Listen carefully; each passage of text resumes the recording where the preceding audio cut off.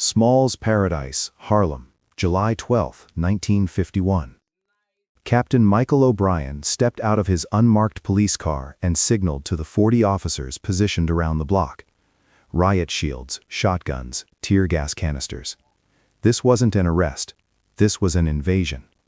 And sitting inside the jazz club, nursing a glass of bourbon at his regular corner table, was Bumpy Johnson. O'Brien raised his bullhorn, ready to give the order to breach, when the front door of Small's Paradise opened slowly.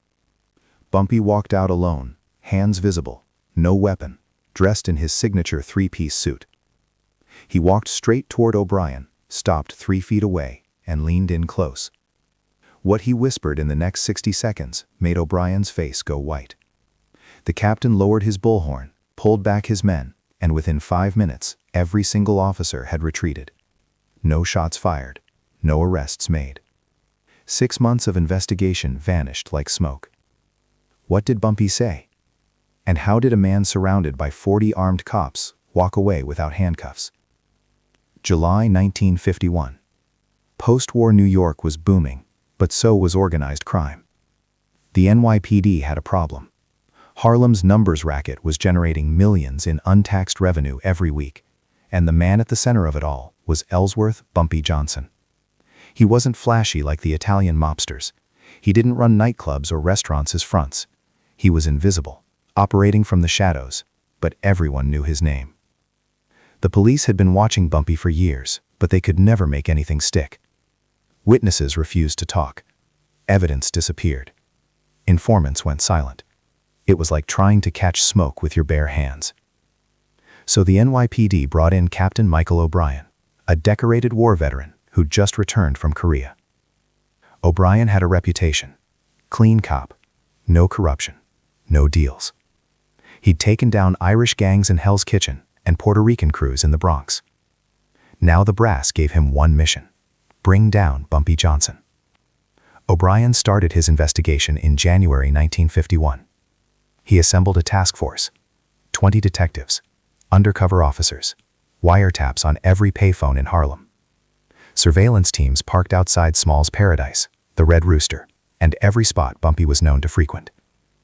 For 6 months they watched, they listened, they documented.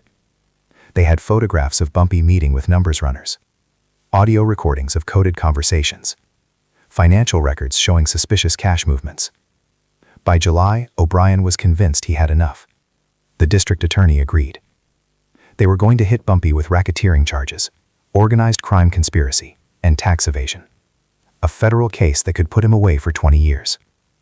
O'Brien planned the raid for July 12th, a Thursday night when Bumpy would be at Small's Paradise like he was every Thursday. 40 officers, overwhelming force, no escape routes. This was going to be the arrest that made O'Brien's career. But what O'Brien didn't know was that from the moment he'd been assigned to the case, Bumpy had been watching him right back. Because Bumpy Johnson didn't survive decades in Harlem by being lucky. He survived by knowing everything about everyone before they knew anything about him. And the way Bumpy gathered intelligence was something the NYPD never saw coming. Most criminals hire private investigators or bribe cops for information. Bumpy did something smarter. He built an invisible network of everyday people. The shoeshine boy outside precinct headquarters. The cleaning lady who worked in the district attorney's office. The bartender at the pub where off-duty cops drank. The secretary at City Hall. The mailman who delivered to O'Brien's apartment building. None of these people were criminals. None of them had records. They were just regular folks trying to make ends meet, and Bumpy paid them well for one simple thing: information. The shoeshine boy heard conversations. The cleaning lady saw documents left on desks. The bartender listened to drunk cops bragging about cases. The secretary knew which files were being pulled. The mailman noticed patterns in O'Brien's mail. Piece by piece, Bumpy assembled a complete picture of the investigation against him. He knew about the wiretaps before they were installed. He knew about the surveillance teams before they set up position. He knew about the planned raid 3 weeks before it happened. But Bumpy didn't run. He didn't hide. He didn't lawyer up. Instead, he did what he always did. He gathered more information. Specifically, information about Captain Michael O'Brien. O'Brien thought he was clean.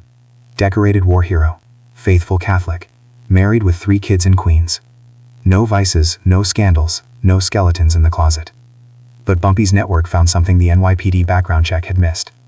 Every Tuesday and Friday afternoon, O'Brien took a 2-hour lunch break. He told his superiors he was meeting with informants. He told his wife he was working late.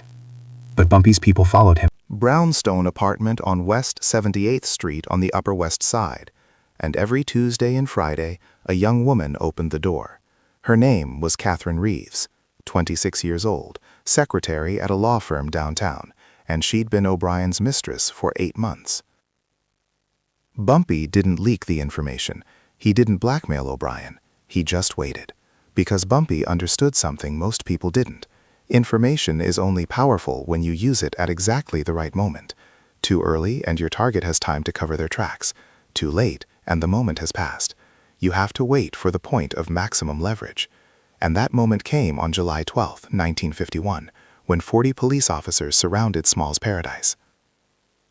Bumpy had known the raid was coming for weeks. He could have disappeared, could have sent a lawyer, could have barricaded himself inside and forced a standoff. Instead, he sat at his corner table, finished his bourbon, straightened his tie, and walked out to meet O'Brien face to face. The street was chaos, police cars blocking every intersection, officers with weapons drawn, neighbors watching from windows, news reporters already arriving smelling a story. O'Brien stood at the center of it all, bullhorn in hand, ready to make the arrest that would define his career. Bumpy approached slowly, hands visible, no sudden movements. 2 officers moved to grab him, but O'Brien waved them off. He wanted this moment, wanted to look Bumpy in the eyes when he put the cuffs on. "Captain O'Brien?" Bumpy said quietly. His voice was calm, almost friendly. "Before you do this, I need to tell you something important." O'Brien's jaw tightened. "Save it for your lawyer, Johnson. We've got 6 months of evidence. You're done." Bumpy took 1 step closer. His voice dropped to a whisper, barely audible over the commotion of the street. "I'm sure you do, Captain. I'm sure you've been very thorough, professional. But I wonder, does your thoroughness extend to your personal life?" O'Brien's expression didn't change, but something flickered behind his eyes. "What are you talking about?" Bumpy smiled, a small knowing smile. "West 78th Street, apartment 4B, Catherine Reeves, Tuesdays and Fridays, 2-hour lunch breaks." The color drained from O'Brien's face. His hand tightened around the bullhorn. Around them, 40 officers stood ready, waiting for the order. But O'Brien just stood there, frozen. "How did you?" Bumpy cut him off. "How doesn't matter, Captain. What matters is what happens next. You've got 40 witnesses here, news cameras on their way, your superiors watching. You make this arrest, and tomorrow morning the New York Times gets an envelope. Photographs, dates, times, hotel receipts, everything. Your wife finds out. Your kids find out. Your career is over. Your marriage is over. Your reputation is destroyed." He paused, letting it sink in. "Or you walk away. Tell your men there was a mistake in the intelligence. Tell your bosses the case fell apart. And Catherine Reeves remains your secret. Nobody gets hurt. Nobody loses anything. You go home to your family. I go back to my drink. Everybody wins." O'Brien's hand was shaking. His face had gone from white to red, rage and fear fighting for control. The seconds stretched out. 40 officers watching their captain. Bumpy standing there, calm as still water, waiting. Finally, O'Brien turned to his lieutenant. "Stand down." The lieutenant blinked. "Sir." "Stand down. False intel. We're pulling out." "But Captain, we've got 6 months." "I said stand down." O'Brien's voice cracked with barely controlled fury. "That's an order." The confusion rippled through the ranks. Officers lowering weapons, looking at each other, not understanding what just happened. O'Brien couldn't look at Bumpy, couldn't meet his eyes. He just turned and walked back to his car, bullhorn hanging at his side. Within 5 minutes, every police car had pulled away. The riot shields were packed. The shotguns were stored. The crowd of onlookers dispersed, confused and disappointed. No arrest, no drama, nothing. Bumpy stood alone on the sidewalk for a moment, then turned and walked back into Small's Paradise. He returned to his corner table, signaled the bartender for another bourbon, and lit a cigar. Business as usual. The investigation into Bumpy Johnson was quietly closed 2 weeks later. Official reason: insufficient evidence. O'Brien requested a transfer and was reassigned to a desk job in Brooklyn. He never led another major case. His marriage lasted 3 more years before Catherine Reeves called his house one night, and everything Bumpy had threatened came true anyway. But that's another story. What happened at Small's Paradise became legend in Harlem, not because of violence, not because Bumpy shot his way out or fought the police, but because he demonstrated something far more powerful. Information warfare. Bumpy had understood what the NYPD hadn't. In a world where everyone assumed power came from guns. And badges and numbers, real power came from knowing things other people wanted to keep hidden. And the intelligence network Bumpy built, that invisible web of shoeshine boys and cleaning ladies and bartenders, operated in Harlem for another decade. The police never figured it out. They kept trying to catch Bumpy with wiretaps and surveillance and undercover operations, but Bumpy always knew they were coming, always knew what they had, always stayed 3 moves ahead.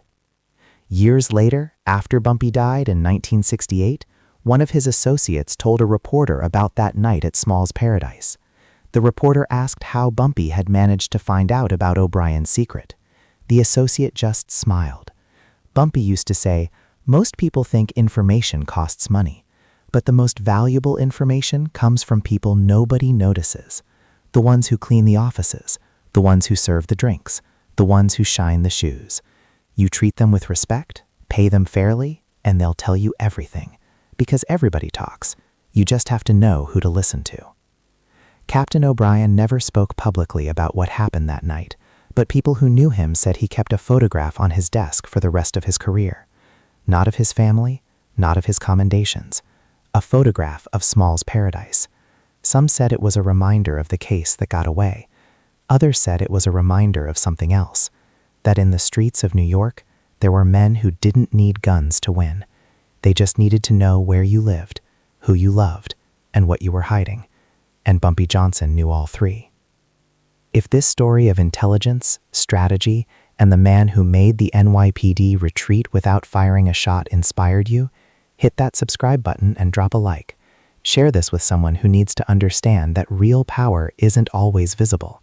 And let me know in the comments, what would you have done in O'Brien's position? Keep fighting for your crown, and I'll see you in the next one.